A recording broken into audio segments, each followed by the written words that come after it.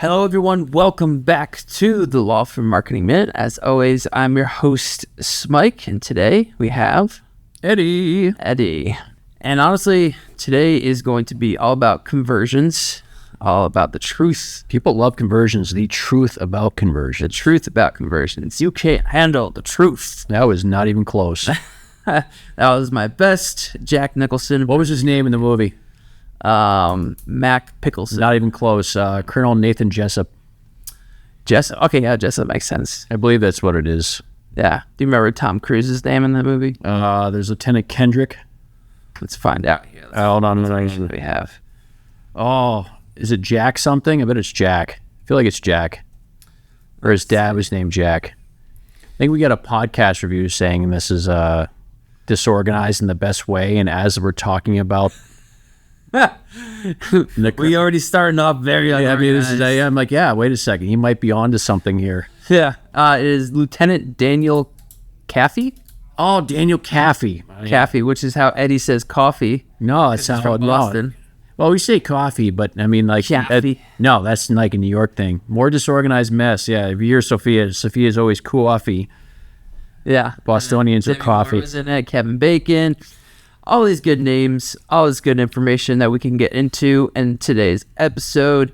Eddie, you kind of came up with this idea here for telling the truth about conversions. What kind of crossed your mind that you were like, hey, I've got something to say about conversions? You know, ironically, I know a lot of times when we're talking on the phone with clients, like when I used to work with clients, I would ask them, like, what are the questions you get over and over again? They make great podcasts, they make great blogs, and this is a question that I used to get a lot. Not even a question, but even a demand that I would get a lot. And this all stemmed around, there was a conversation we had with a potential client maybe 6 months, 8 months, a year ago. I don't know. I'm old. This blurs together at this point. You can't even remember what he had for breakfast. I did not eat breakfast. That's why it keeps it easy. It was probably tapioca pudding based on his age. Is that an old people thing? Very much so. Maybe that or rice pudding. Oh, I hate rice. Disorganized mess. No, but the conversation we had with the potential client is he's like, we went over our services, and Jana, our senior business development manager, was going over, and I was like, yeah, we do blogs, do content, we talk about paid ads. Like, I'm not interested in any of that. He's like, I don't want any of that. I'm like, okay, what do you want? He's like, I want one page on my website, like, per week that just converts. Put up on my website one page. I want it to convert, let it run for about a week, and then we'll take it down. I want another one. I just want conversions. That's all I want. Nice. It sounds amazing, right? And that's why it's so like tantalizing. That's a good word. It's like I want this one thing that's going to convert and take things over and over again. Remember, like, when you write a book, people say, I need a good idea for a book. No, you don't need a good idea book. You need thousands of ideas, if not tens of thousands. Every decision, every sentence is a decision. So in the same way, in the same sort of regard, you don't need one thing that converts. You need multiple steps along the chain that convert. And I just think there's this general misinformation or kind of assumption that even one ad will blow it up. Like, this will pour people in, and then when that ad stops working, I'll put up another ad. I'll just keep pouring people in. I think the stat is, less than 2% of all successful sales happen on the first interaction.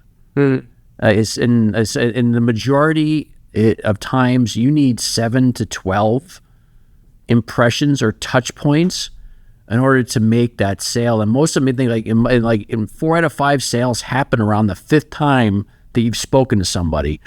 So there is no one-step page that's going to convert. There is no one-step ad that's going to convert. It's a step along the process, and I think that's where people get lost in seeing the chain of events that create a prospect into a paying client. So that's where this stems from. Yeah. So that's where I'm going with, like, the idea of conversions, and it's like I don't need one thing that converts. I need 4 or 5, 6 different things, and we can go into how that works and what that looks like. Mm-hmm. I think really what the attractiveness about conversions is that conversions really tell the story, right? You can have a landing page up, and you can get a lot of clicks to it. Yep. But if you don't get conversions, then there's obviously something up with the landing page. It's telling you a story. It's saying, hey, you know, whatever you're doing beforehand to get people to this landing page is working. But once they get there, and it could be multiple things. It could be the fact that the people that you're getting to that landing page are not the right kind of people. It could be the people that you're getting to the landing page have no idea what you're talking about when they get there. Excellent very point. Confused. So, you know, it's. I think about when I say that, I think about clickbait. I don't know if you remember, if you're old enough to remember clickbait. You know, I am. I was going through clickbait back with my tapioca pudding. So clickbait, for those of you that don't know, it's basically the practice. It's a bad, unethical kind of practice where you're, as ChatGPT puts it, your landing page was a catfish. So basically, you use something just nothing to do with what you are promoting, but it catches the eye. And then when people click on it, they get to your landing page, and your landing page has nothing to do with it. So it's like, you know, a very classic example. I remember back in the days of young YouTube, where then people could put up their own cover photos for their videos, and it would usually be like, you know, some attractive woman, or it would be like, you know, explosion or something like that. And it just like completely has nothing to do with what the video was actually about, but it got you to click on it.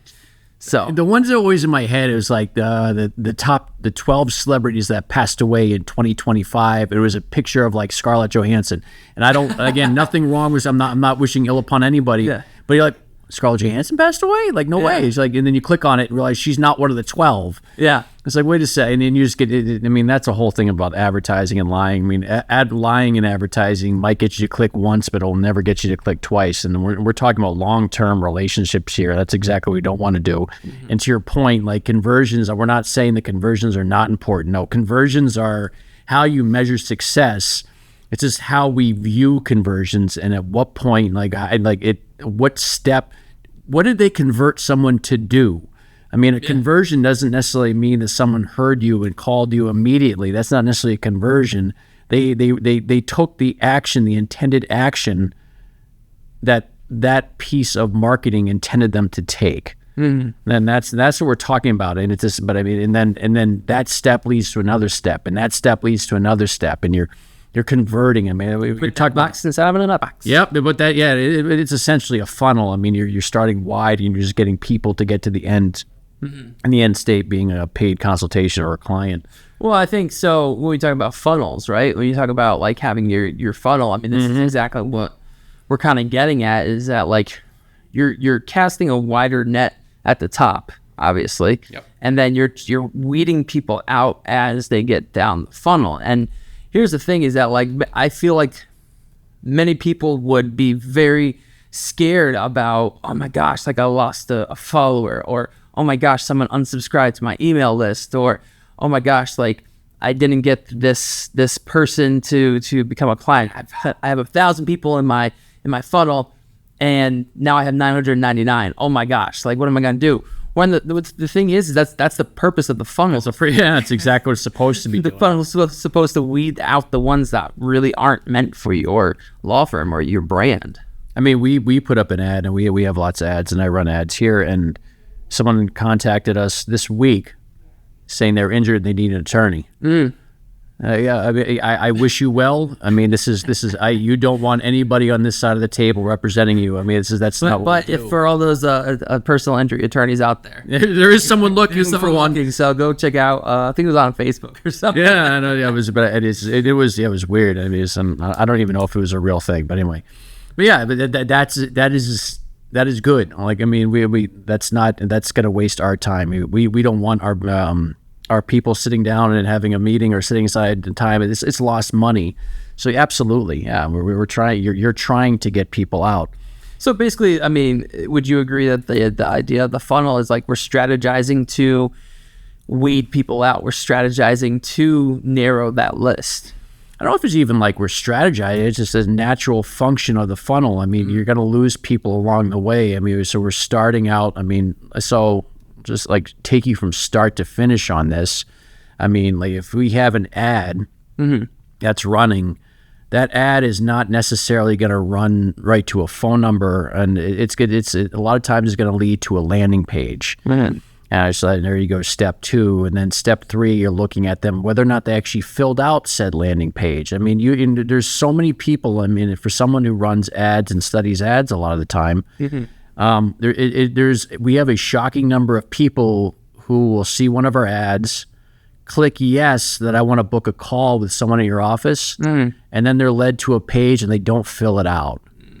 And if you've ever been on a website, or you looked at something and you decided not to buy it, and then 2 days later you get that text in your phone, hey, remember you? We saw you checking out so-and-so on our website. You still yeah, they're doing that for a reason. I mean, because you're losing a lot of sales for people walking away, but it doesn't necessarily mean you're uninterested or willing to meet. You just need a lot of reminders.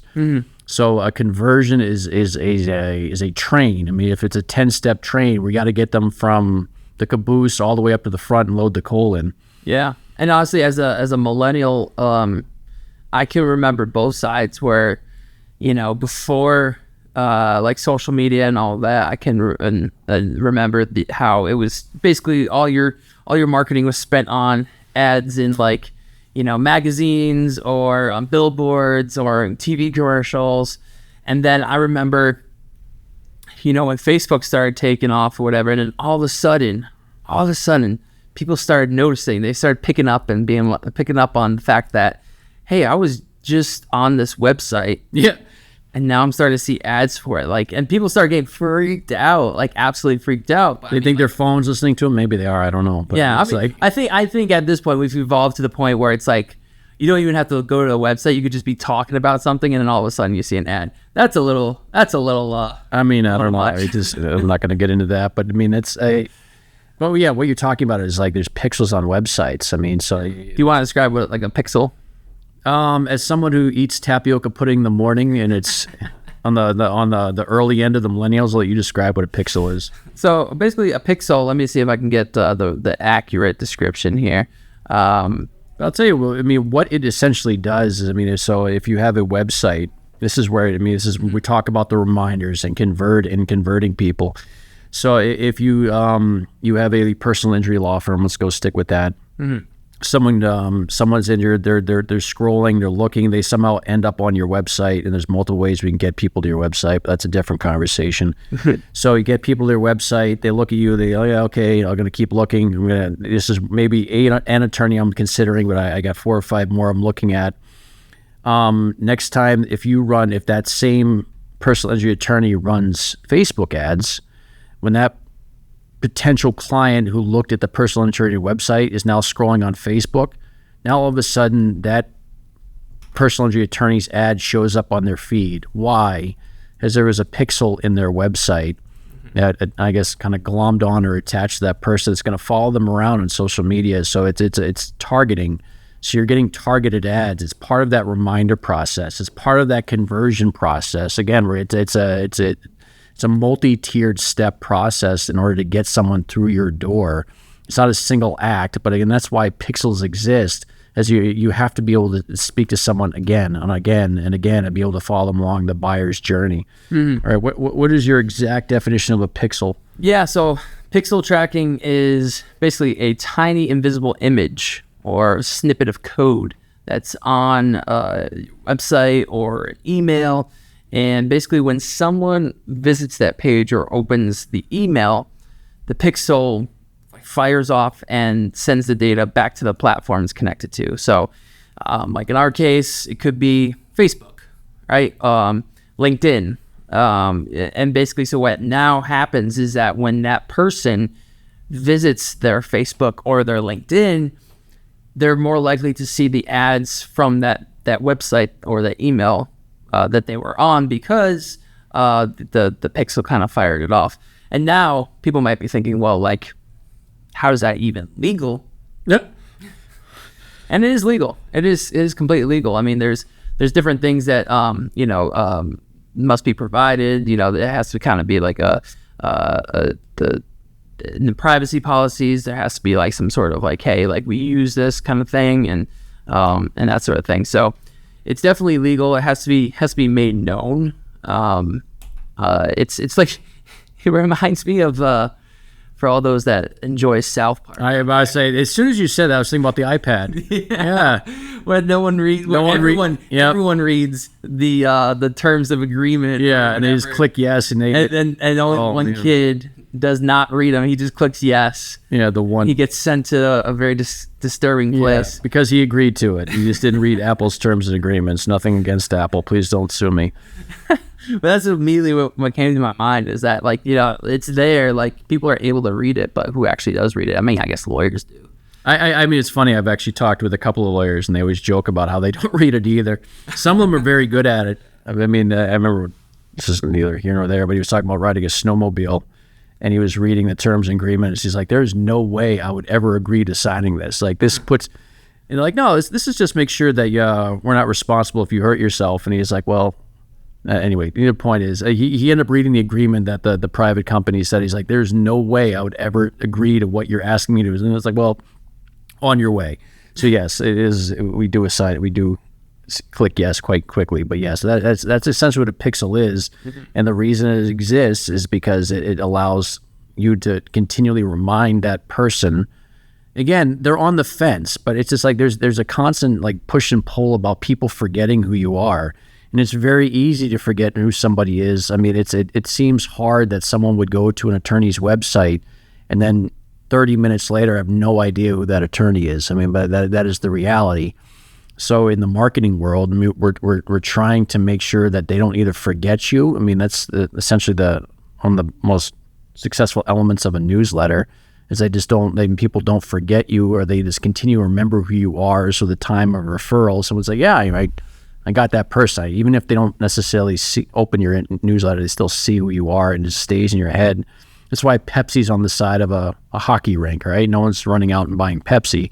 But they might next time they're thirsty. I mean, it's just like I remember Pepsi. I'm part of the game. It's in my head. Yeah, and that's the thing. Like if you can think about the last time you were at some sort of event. Doesn't even have to be, you know, a big like MLB or NFL, NHL game or anything like that. I only know one of those sports. It could be a simple, like, it could be a local event. Go to a local event, right? And we're talking. I mean, obviously we're talking about lawyers here, so typically most of them are very, very local or at least statewide. Go to a local event like 5K or something like that, and look at the list of sponsors. Like, they're not set up shop there for the most part. I think maybe some of them would be, but, like, you know, they're not set up shop there. They don't have like a booth or anything like that, but yet they have their name attached to it. And it's like, why? And it's about getting that point A to the point B. So I've ran a 5K before. I hated it. I'm running another one this upcoming week. For the record, I think I walked the 5K faster than Mike ran it, but keep going. Hey, you know, it's all about finishing, all right? That's what slow people say. and I didn't necessarily enjoy it, but I know there's people there that did enjoy it. And for them to be able to put that connection to, hey, this was something I enjoyed, to a brand name, and now all of a sudden that brand name's there, and it's just in their heads. But it's not going to stay there. It's not going to stay there. It's right. Like, so if you are doing that, I mean, if you are, what is the next step? So like I never have an ad that's not connected to a landing page. It's not connected to a drip campaign. A drip campaign is essentially a series of emails that are pre-written that people get that people get launched into when they take a certain action. So they're going to be reminded 6-7 times based on the email chain.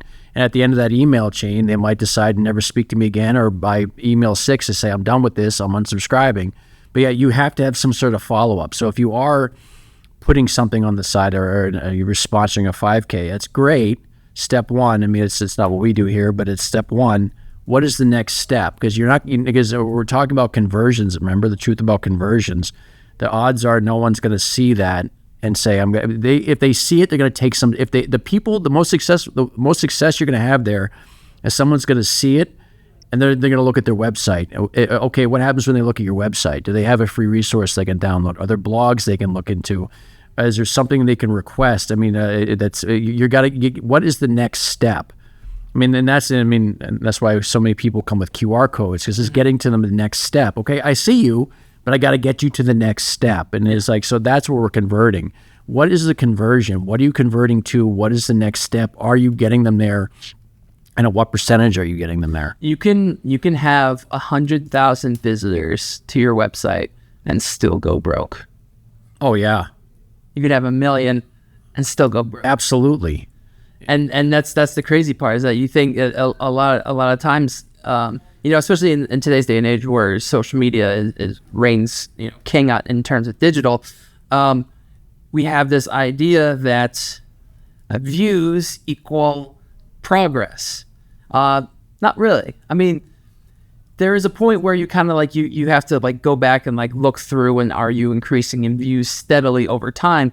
But to Eddie's point, I think you said a little while back. Did you mention going viral? I don't know if you said something. No. You said something about getting a spike or something like that. I think you're dreaming. I have no idea what you're talking about. You might have said it to me. We can rewind this, and if you're listening, rewind it and try to see if I said anything about a spike, and I guarantee I did not. To be fair, it's been a long day, and it might have been this morning. But either way, you could have a spike. That's why going viral doesn't really make sense, because going viral doesn't mean that you're attracting the right people, and going viral doesn't mean that it is creating steady progress. Steady progress is like you can have 100,000 visitors and 0 people are converting.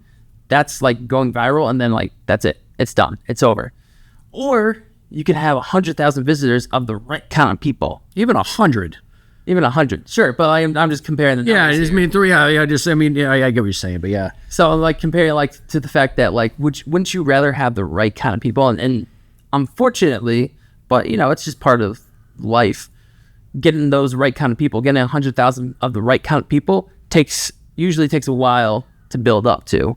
And so that's kind of the nature of the business. And even more importantly, what are you doing with the views or those numbers? I mean, like, okay, what am I doing with them next? I got them into the party, but these people don't like dancing, and I'm playing music. I mean, I was like, okay, this is not the right kind of people.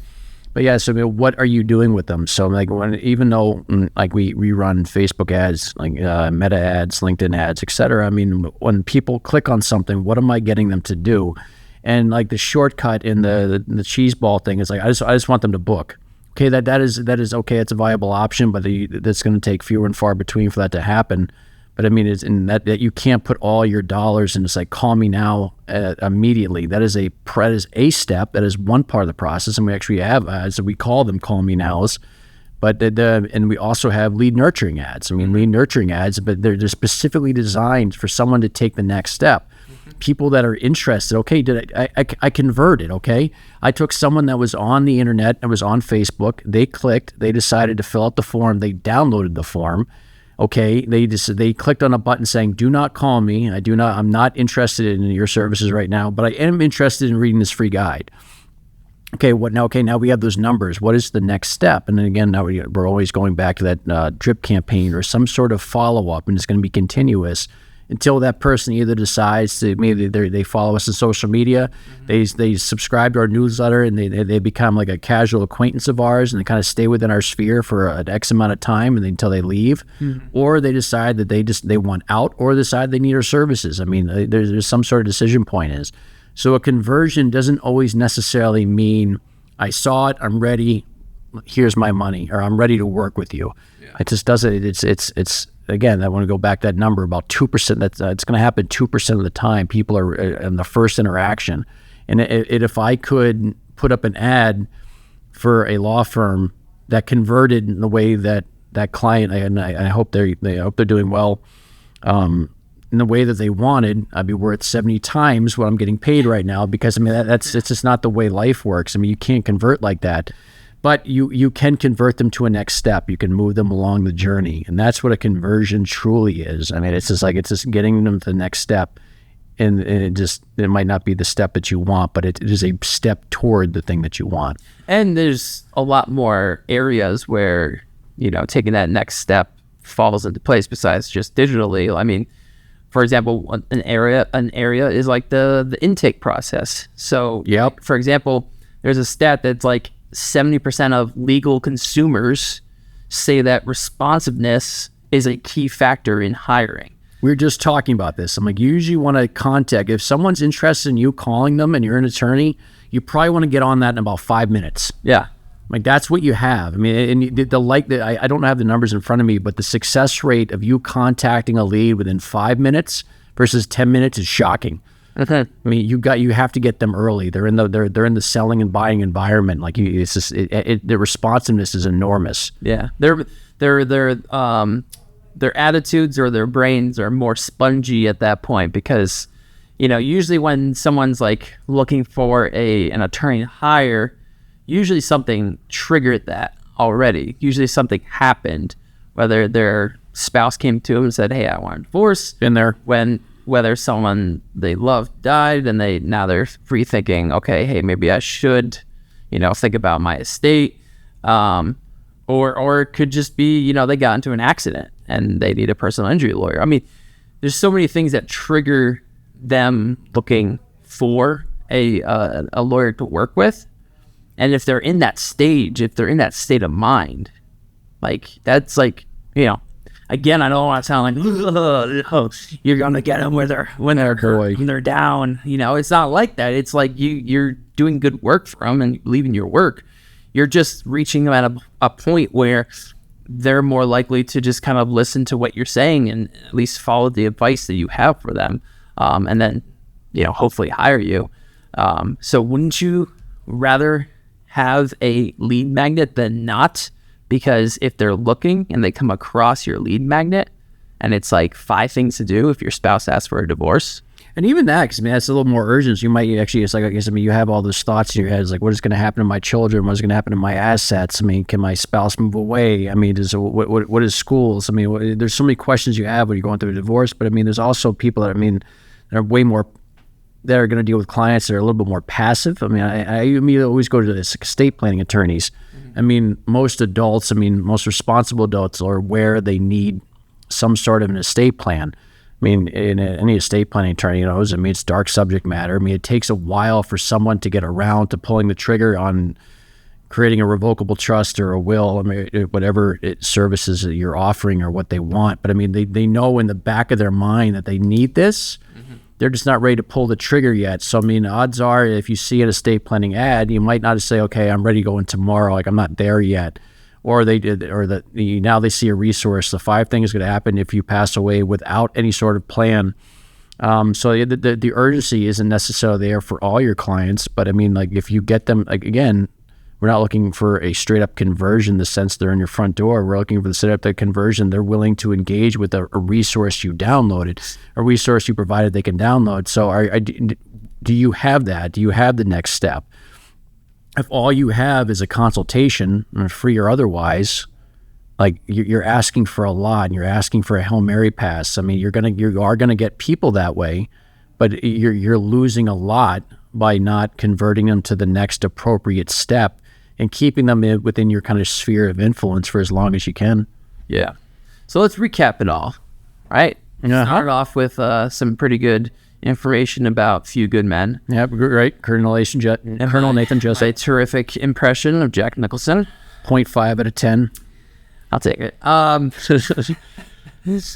then we started off basically talking about how conversions. There's this idea out there that all you need is a bunch of clicks and then that's what's the name of the game. But what we've been kind of saying throughout is that that's not. It's what they do after the click that matters. Yeah, the clicking is just saying $100,000 or 100,000 likes. I mean, you can convert 100,000 likes into $100,000 possibly if you have the right. It'd be very tough. It'd be very tough. Oh yeah. But I mean, like in terms of, but you have to get something that you have to get a clear line of progression and small steps that edge them closer to what a consultation is versus just making that big jump from I'm interested. Let's go.